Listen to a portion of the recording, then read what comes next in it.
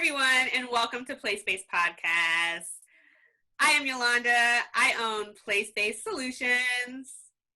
Hi, and I'm Tammy. I own Imagine Play. Our topic for today is how to create community. Let's go ahead and jump right into it, Tammy. So you are at Imagine Play today. Do you want to start? How do you create community in such a fabulous play space? You know, I always thought that I was really bad at this. Okay. Until the closures. Just because I'm kind of like the opposite of my husband. My husband's very likable up front. I'm generally more of like you have to get to know me type of person. But how I usually create community, or how I usually get people to get to know us a little bit better, is we do a lot of like behind the scenes videos. And I feel like leveraging your social media is really, really important for that. Doing stories and, you know, just kind of showing the everyday activities, how you interact with your staff is really important and stuff. I notice a lot of play spaces don't really do that, where they mostly just use their social media as just a like, here's a flyer of what's going on kind of thing. They don't use it to like really showcase the inner workings of their play space. I agree with you. You know, I have gotten to know you over the last year or so that we've known one another. And I feel like I know you really well because I look at your social media and I love that you post a lot of intimate information about yourself. I feel like when I owned my play space, I did the same thing to a different capacity, just because some of the tools that we have now really weren't available to me when I was open.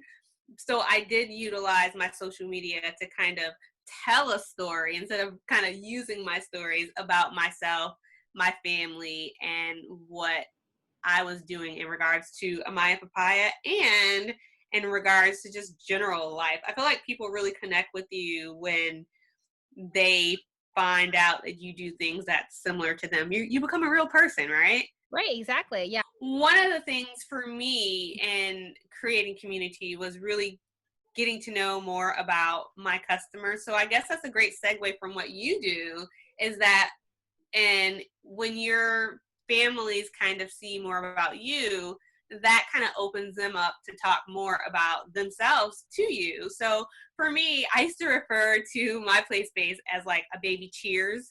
If you remember Cheers back in the day, the show Cheers, people would come into the bar, they'd sit down at the bar and they would talk to the people behind the counter. And Cheers, the bar, kind of was like a place where people kind of came and kind of let down their guard. So I kind of felt like my play space was like a baby Cheers, where parents kind of came, let their kids play, and then they would sit near the front desk or wherever the staff was and kind of talk to them about daily life. So it was always important to me to take a moment to really listen to my customers and learn more about their lives, connect with them in regards to their family. For me, it was always really nice to know when some of my little customers' birthdays were.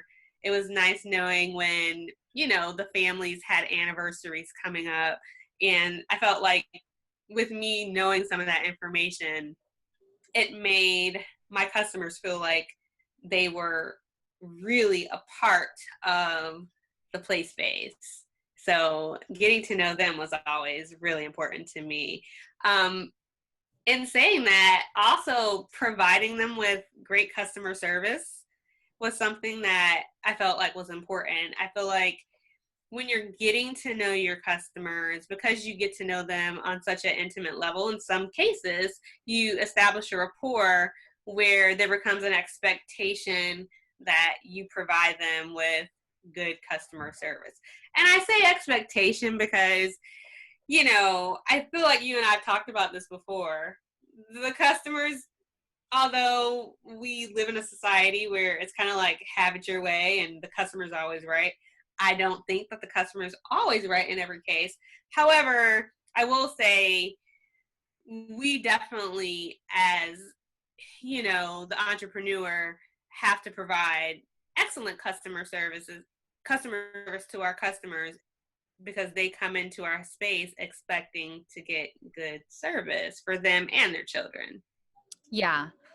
I mean, I think customer service is a hard one, you know, just because everybody's idea of what good customer service might be different too. Mhm. And just because you're I don't know, you don't meet their expectation doesn't mean that you're not giving a level of customer service that, is proper. So, yeah.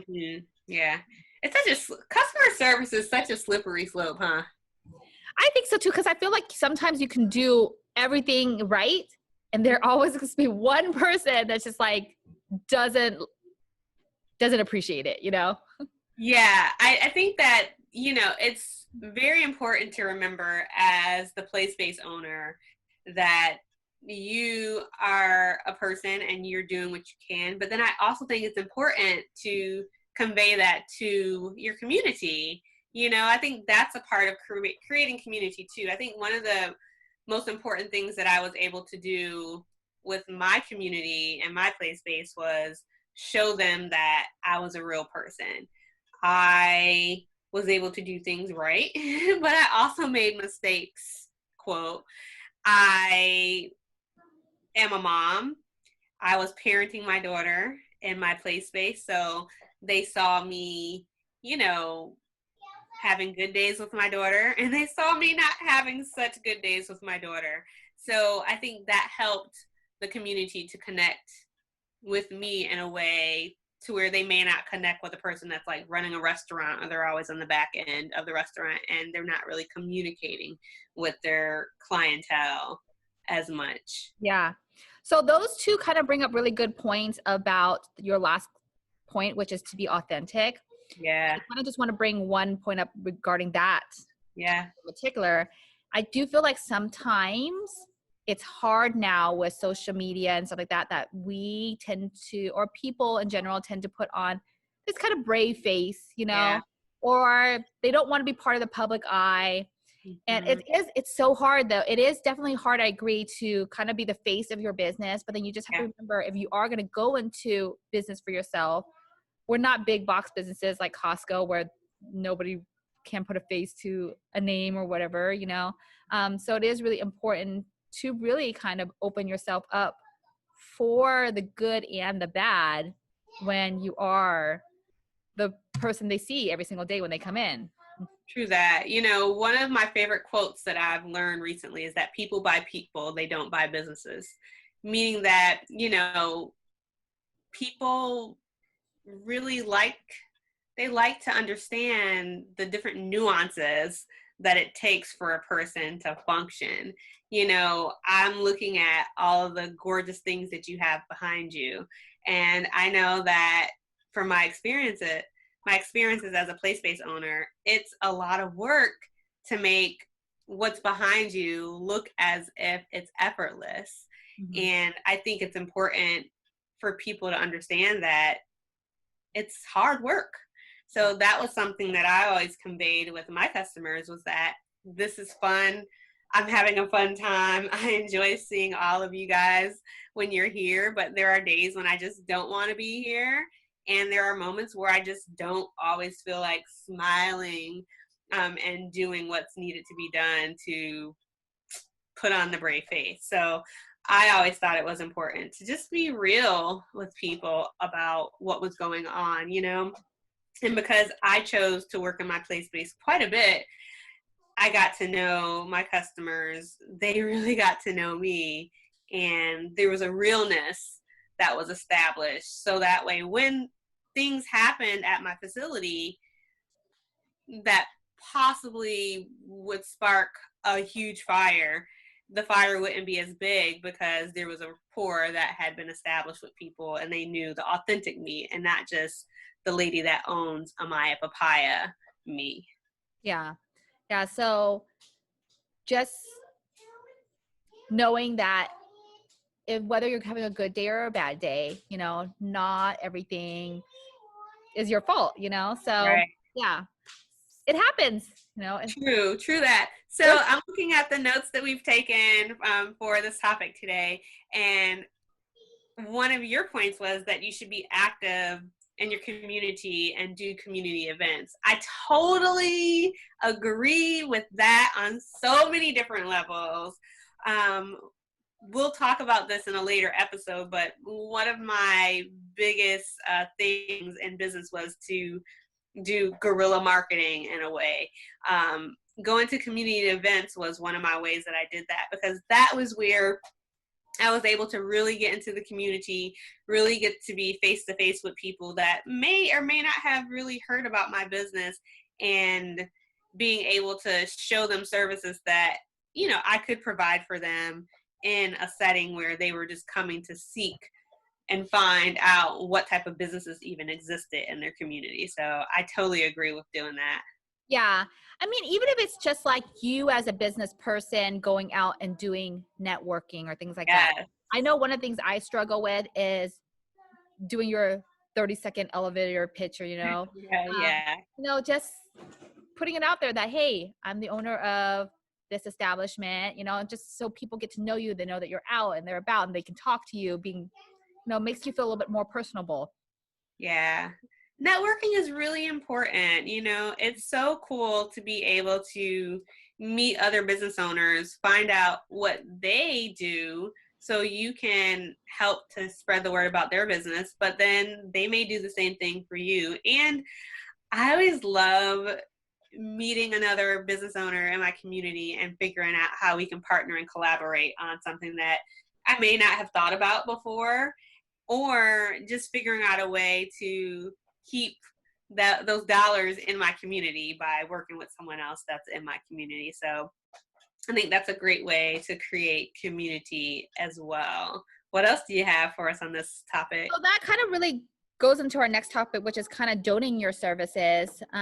I think that this is important within your ability. Obviously not every small business has tons of capital to be able to donate things, but I always get letters all the time asking to donate things for raffles and stuff like that. If it's in your ability, I definitely think you can do that. I see a lot of, I'm just gonna give an example, not really place bases, but I see a lot of dental offices when they donate to like local community things, like for instance, soccer or baseball, or things like that. That really gives them name recognition and brand recognition. So if you have the ability to do those things, I think those are important if you can.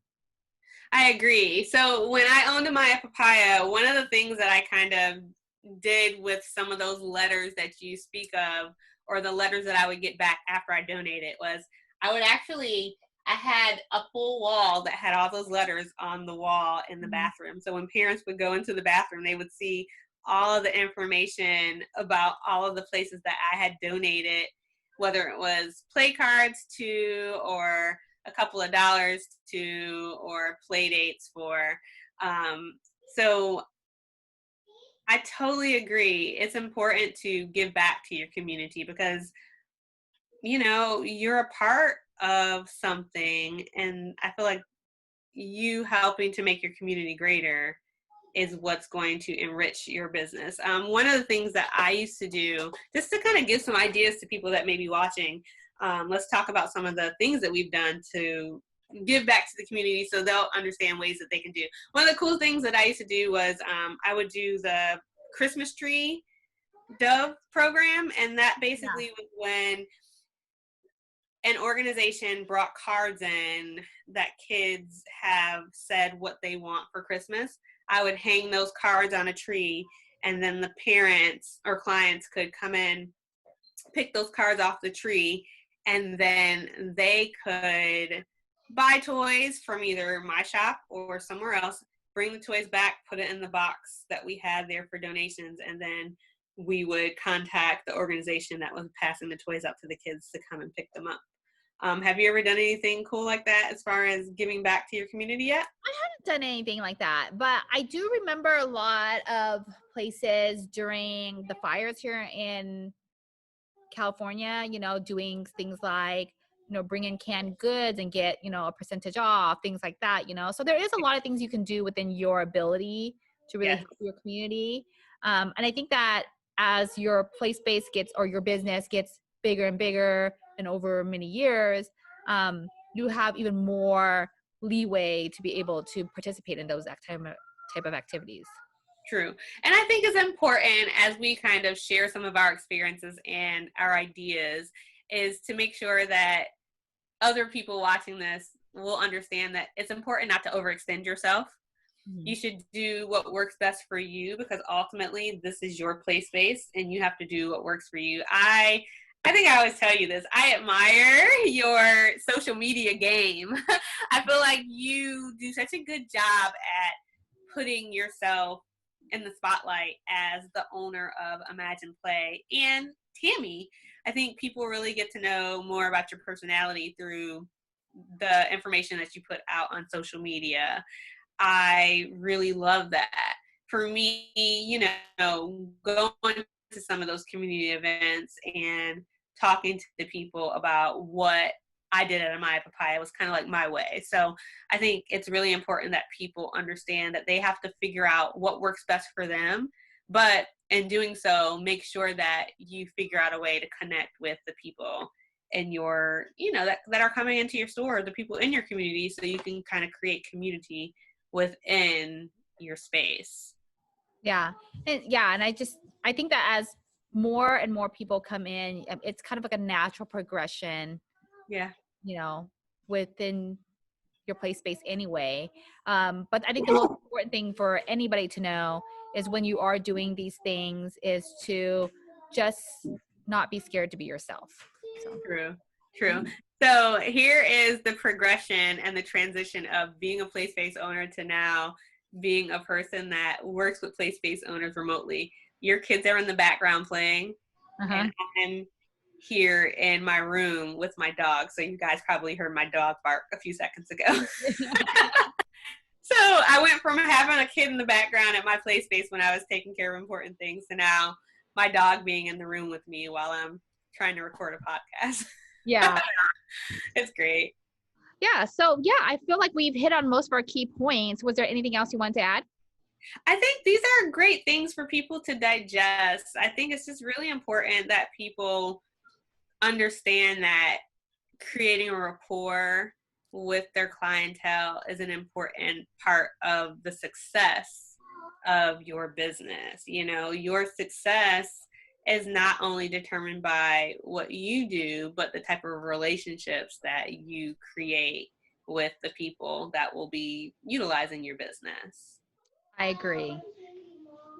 Well, if you would like to get in touch with Tammy or I, we're going to kind of tell you a little bit more about how you can contact us. For me, you can find me on my website at playspace.solutions. You can find me on Instagram and on Facebook at Playspace Solutions. You can also email me at playspace-solutions@gmail.com. I am pretty much a national and international consultant. So if you needed to contact me and I can help you out from where I am, wherever you are. And then you can find me, my personal Instagram is PlaySpace Owner if you want to just get to know me personally. Or you can follow Imagine Play's Instagram at ImaginePlayEG. And our website is ImaginePlayElkgrove.com. Our next video is going to be, our next podcast is going to be about free marketing tips. So you guys should tune in for that. Awesome. All Thank right. you guys for joining us today. Yeah. Bye. Bye.